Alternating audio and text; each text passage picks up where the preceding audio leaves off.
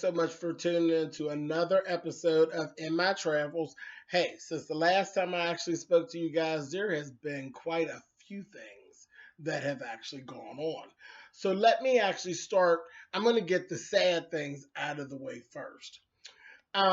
First, Q, aka Lee O'Donnell. He actually passed away at the age of 43. He was the CEO and the founder of World Star Hip Hop. Um, it was terrible. They actually found him dead in his sleep on the 23rd of January, and it was due to a heart attack. Um, really sad, young man, you know, for him to be gone. And we all know World Star Hip Hop, so he was really a mogul, or really on his way to being actually a mogul at the young age of 43. So we have him, and then also another death, Mary Tyler Moore. She actually passed away. Mary Tyler Moore was actually 80 years old. If you don't know who she is, trust me, go Google her. Google her. She's actress extraordinaire. She did tons of things. She had her own show, the Mary Tyler Moore Show, and she also was a big part of the Dick Van Dyke Show, which were probably light years before a lot of you guys this time who actually watch me, but some of you other guys know exactly what I'm talking about. She actually passed of cardiopulmonary arrest, and it was actually due to pneumonia and some other things. So she was a living legend. So definitely two blows to our entertainment world. And they'll be missed. You know what I mean? They'll be missed. So rest in peace to Mary Tyler Moore and Q. All right. Chris. This was another piece of sad news. It saddened me because these things actually happen so much. We put our trust in the wrong people. Chris Brown actually had his Lamborghini, one of he has tons of cars and bikes, but his Lamborghini was actually taken for a joyride by one of his so-called friends without his permission, and they totaled his car. Completely totaled his car. I believe TMZ actually had the news before he even knew that his car was actually gone. A mess, an absolute mess. I don't know exactly what the price of Chris's car was, but I know that the car does actually retail between $400,000 and $500,000. It is definitely. I feel for the brother because I mean I would be pissed. I would be pissed. Somebody would be hurt. I'm telling you, somebody would be hurt. But again, it's we let the wrong people in, and they don't mean you any good. You know, they don't mean you any good. He probably needs to go through. He probably needs to go through and clean out. You know, clean out his weeds. Because I'm sure there are more friends that aren't really friends hanging around. It's sad. It's sad. I see it happen so often. It makes no sense. But to the tune of $400,000 or $500,000, somebody's ass would be hurt. And I'm telling you, it just, mm-mm, that's absolutely ridiculous. Friend or no friend, jail, jail, because I'm sure they can't pay you back. There be something done to my friend. All right, but take it easy, Chris. Don't get yourself in any trouble behind it. But that's definitely unfortunate.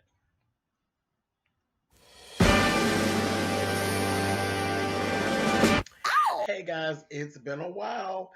Thanks so much for tuning in. This is Messy Moments with Mimi. And you know what? This is two messy moments that actually took place recently. And I'm kind of just going to put them together and tell you what my thoughts are on it. Okay, first of all, let's start off with Tip. T.I. Yes, Atlanta Zone. Okay, T.I. was actually doing a concert, and I believe he was actually performing a song You can have, what is the song? You can have whatever you want, or you can do whatever you want, whatever that little song is. And somebody really took him literally, and a guy from the audience literally grabbed T.I.'s ass, and T.I. went off. Now, I don't blame him. I absolutely don't blame him. There is a certain level of respect that is due to everyone, especially if they thought enough of you. Because remember, they don't come to everybody's town. They literally don't. I live in Pittsburgh. We don't get concerts, good concerts, you know, African American concerts here very often. So they thought enough of you to actually come to your town. You need to respect them and keep your hands off of them. Don't grab their genitalia. Don't do things to make them trip when they're on stage and different things like that. This is just common courtesy. That's when you're taking things too far. Well, Tip went off. He like literally in the middle of the concert cussed the guy out, told him, I'll whoop your ass. You should be really glad that you dealt with the Ti of 2017, not the Ti of maybe 5 or 10 years ago, because you may have been somewhere coming up stinking. That was out of order, completely out of order. So these are just songs, honey. He didn't really mean it literally. Okay, second story, like I said, that I was going to tell you about. How about Waka Flocka? Now, we've seen Waka Flocka. We know Waka Flocka he's different. Okay, he's different. So some things with Waka just don't surprise me. Even he surprised me with this one. Waka was doing a concert. Noticed in the audience that there was a guy who was a supporter of Donald Trump. He asked the guy, because the guy actually had on a Trump pullover. He asked the guy to let me see that pullover, and naturally star power. The guy took it off and threw it up on the stage to him. Wait until I tell you what this fool did next. Walker literally took that man's pullover, wiped his ass. He pulled his pants down, wiped his ass with this man's pullover, slammed it on the stage, and then stood there and berated the man about being a Donald Trump supporter and how he better never come into one of his concerts again wearing something that has anything to do with supporting Trump. Are you kidding me? Are you kidding me? People actually, I'm just going to say this from the beginning. People actually have the right to support whoever it is that they want. And again, this is another thing about respect. If you want respect, you have to give respect. That was really, really out of order. Now, I don't know that even in this climate that it was a good idea to actually put that shirt on, but obviously he wasn't thinking. So I would never think that this would happen. But I mean, honestly, you wiped your ass with the man's shirt. Okay. Messy, to say the least. No pun intended. Now, my thing was when I really sat down and I thought about these two stories and I was actually going to talk about the two of them together, I had to laugh because I said, you know what? It should have been a group show because what would have been really cute is if Walker would have ran into the guy that grabbed T.I.'s ass and pulled them pants down and wiped his ass. What would have happened then? Y'all know I'm messy. And like I said, messy moments with me. It's good to see you guys. I hope to see you guys again soon. All right, guys. Later.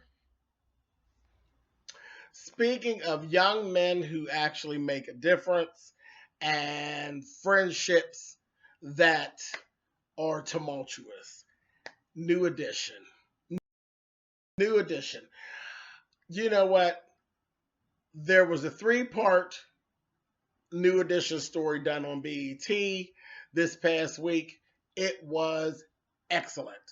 Absolutely excellent. It is about the best thing that BET has done, in my opinion, since they created the BET Awards. Fabulous. They did a wonderful job.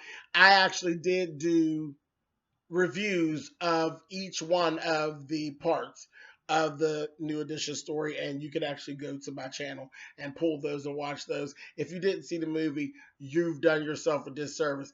definitely go and check out their movie.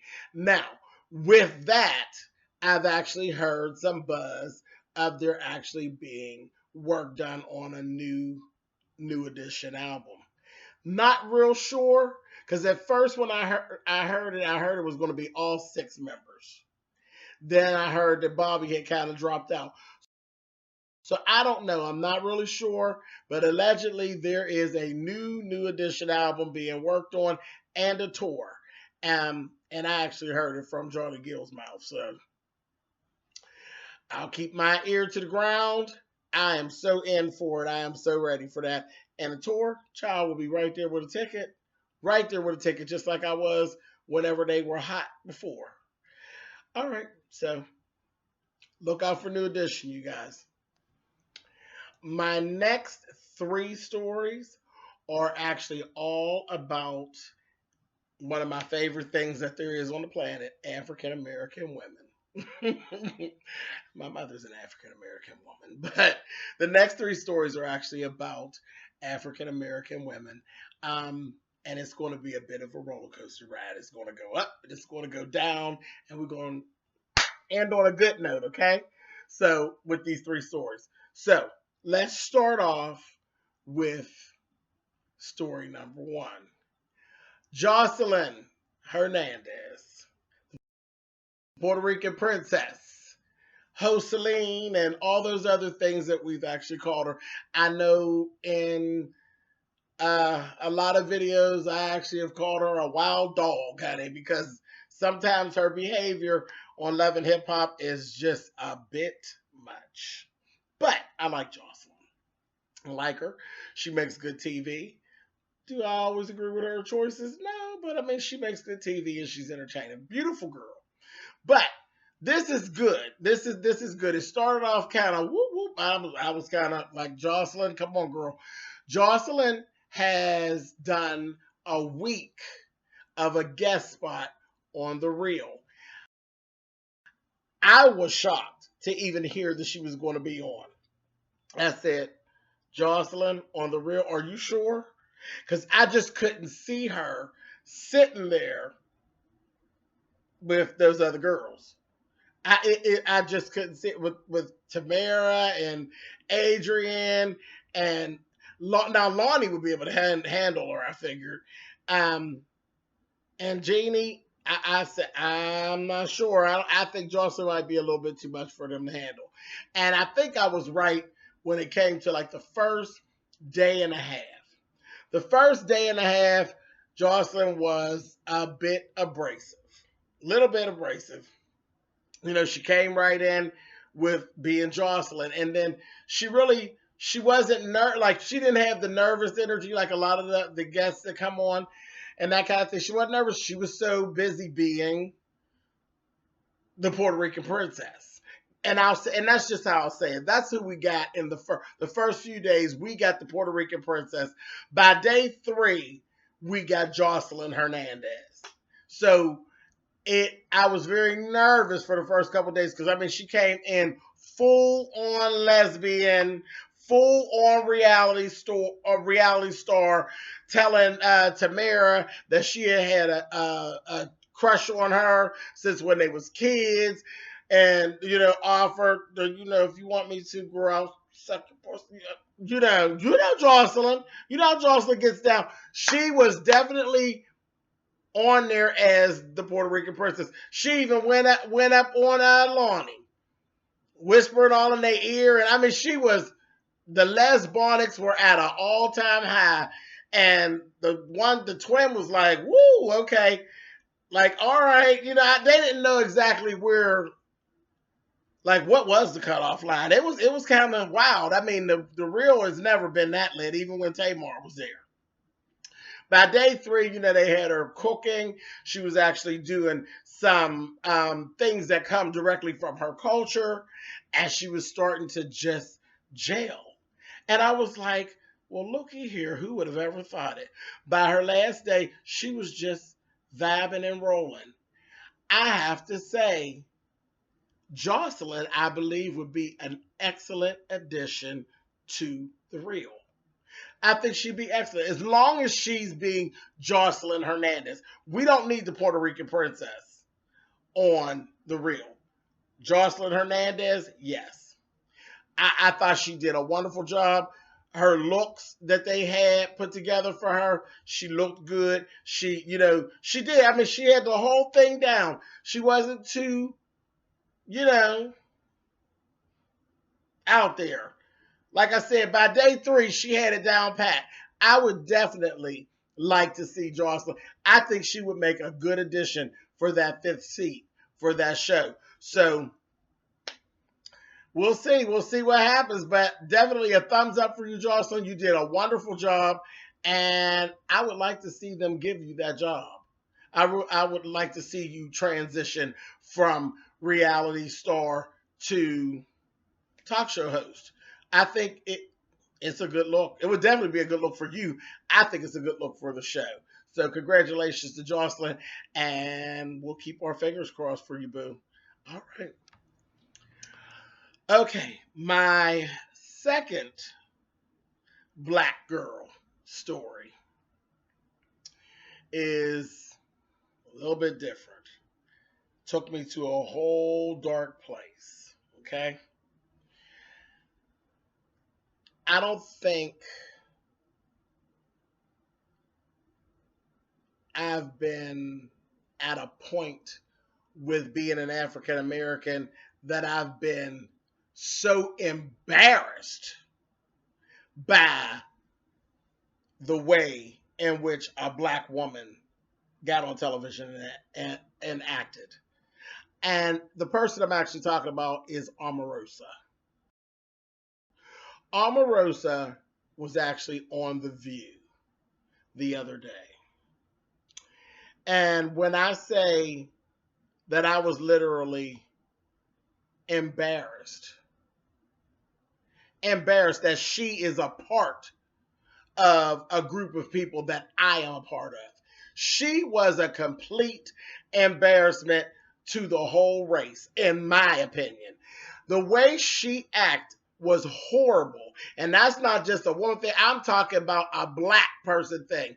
For her to have her behind on this show and carry on the way that she did, it was one thing years ago when we seen her. We've all seen her when she did the interview with Wendy Williams, and everybody's always so on the fence with Wendy, and people were loving it and saying she got Wendy together and this, that thing, and the other. Okay, that was cute. All that was cute, but things have changed. This is not the same thing. She has been named the director of African American outreach for the Trump administration. She is the public liaison between the black folks and Donald Trump. Supposedly, this is what her situation is at this point. So she's back at the White House again. Okay, it's been a big old thing, and y'all know I don't usually do the political thing. I just don't mess with it. I really don't. This is a feel-good channel, and I talk about what I want to talk about, but I really don't go into politics that often. But with this whole situation, it's a joke because, what's the best way to put it? The best way to put it, when I looked on The View, it wasn't,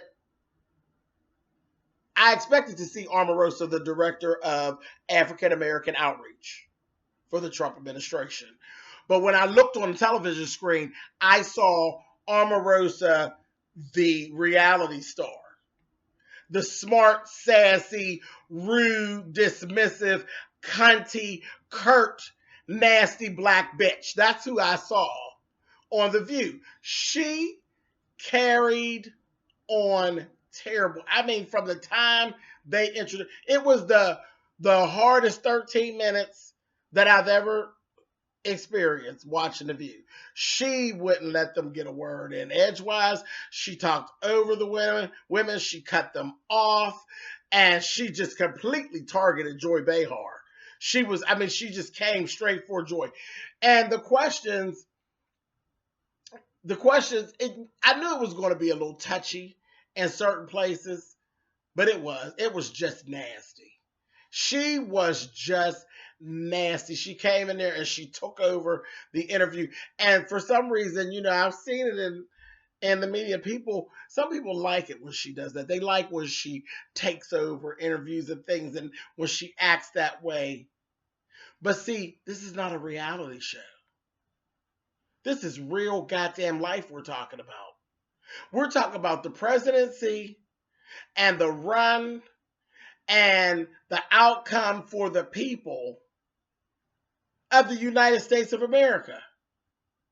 The African Americans, you know, more so than the rest of the other people is who I was worried about right here with you and what it is that you're supposed to be doing. And she literally, and this is going to be disrespectful, but she literally got on The View and acted like a goddamn monkey with a wig on. That's how she acted. I said, if somebody don't give her some symbols and let her just go for it, she got so bad toward the end of the interview, she literally cut them all off and started talking about her fiance. Did you all give a fuck about her fiance? Because I did not even know the bitch had one. Didn't even know she had one. She went on about this fiance, and when they were like, well, Omarosa, we're here for, we have these questions. She said, Joy, please, honey, I'm talking about my man here. I'm speaking about my man. Girl, are you serious? And then she ended with, he makes me very happy and he brings me joy. And I hope that one day you'll get that type of joy in your life. Joy. That was how the interview ended. I was mortified. I was absolutely mortified at her performance on The View, because that's what it was. It was a nasty, bitchy, cunty performance is what she did. She didn't answer any of the questions. She really didn't. She sat around. She was smug. She sat around and told you who she was, how she got there, what her schooling was, what her growing up was, and how she was friends with Donald Trump. That was it. None of the questions got answered. We didn't learn anything that we cared about. Truly. We didn't learn anything that we cared about at all. She was ridiculous. Like I said, a monkey with a wig on. Mm, mm, mm. Done with that and moving on. Okay. So, like I said, I had 3 stories on black women. Now, black girls rock. So we're going to end on a high note. One of my absolute favorites, Viola Davis. Viola Davis, you guys, if you've been watching me anytime, you know I love, love, love How to Get Away with Murder. And I just am a Viola Davis fan. But Viola Davis has actually made history this week. She literally became the first African American woman to receive 5 SAG awards. For her 5th one was for her performance in the movie Fences. So congratulations to Viola Davis. We love you. We actually do. We love you. She deserves it. And there's nothing like it when black girls actually do make history. I love it for the right reasons. For the right reasons. So, like I said, we were going to end on a high note on my little black girl segment. So, congratulations, Viola Davis. You did us proud and you made us look good. Omarosa, not so much. Okay, guys, let's get into a sound spill. Sound spill, for those of you who don't know, if this is your first time watching, it's music that I'm actually stuck on. I'm a lover of music, all different types of music. So in my sound spill segment, I always will tell you about a song or two that is in my CD player or in my car, and I can't stop listening to it. Well, I was actually on a live Periscope with my friend Alexander Rogers. If you don't know who he is, go look him up. He's on YouTube. He's a YouTuber. Hilarious, hilarious comedian. Go check out his channel. It's just that, Alexander Rogers. And we were on Periscope and we were chit chatting and we were talking back and forth. And I don't know why I asked, but just out of nowhere, because he was playing music and carrying on and having a good old time. And I said, Alex, have you ever heard of Ndombi? And it's so funny because I always tease Alex about him being, see, Alex, he likes he likes a lot of different things, and people don't really know that about Alex all the time, because when you see him, they just see this mulatto guy who's always cracking jokes and he's always really happy, or he's being smart mouthed and cunty. Okay, but Alex has like a wide, vast love of music as well. So I just threw Ndombi out there. I never thought that he would be one of her fans. Sure enough, and the one song that I was thinking of, he's like, oh my God, yes, because he was listening to Vivian Green. I think that's what made me think of Ndombi. But anyway, the song is Can't Hardly Wait. Oh, I absolutely love it. The song is so bad. You have to look it up. Can't Hardly Wait. There's an explicit version, and then there's actually a clean version as well. And Alex was dead on it. And we sat there and we listened to it. And after that, I literally haven't been able to get it out of my CD player. I've gone right back to listen to it like I was the first time that I actually heard it. It is just a really good song. Really good song. So look that up. She actually, and Dombey herself, she's real groovy. Real groovy. Again, another black girl. She does the afro and that kind of thing. She has that whole vibe going. Really pretty girl. She's a preacher's kid actually. And as she grew up, she wasn't even allowed to listen to secular music, but she found her way some way to it. And at some point, she ended up being a background singer for Erykah Badu. So that's enough information about Ndombi right there. She did backup for Erykah Badu, so you know her ass is bad because you're not getting up there behind Erykah clowning. She's bad. And also, if you look real good on YouTube, you can actually find an interview and a live performance of her doing Can't Hardly Wait when she was on the Monique show, when Monique show was still on. And that is on YouTube. Take a look at it. I'm telling you, you guys will love it. You'll love it. You'll love it. The first line of the song, I don't know why I keep fucking with you. Child, say no more. Say no more. All right, guys. I will talk to you guys soon. Thank you guys so much for tuning in with me for another In My Travels. Like I always say, I'm going to put my ear to the ground and see what I come up with. And when I come up, I'm going to let you know what it is. All right, guys. See you soon. Bye.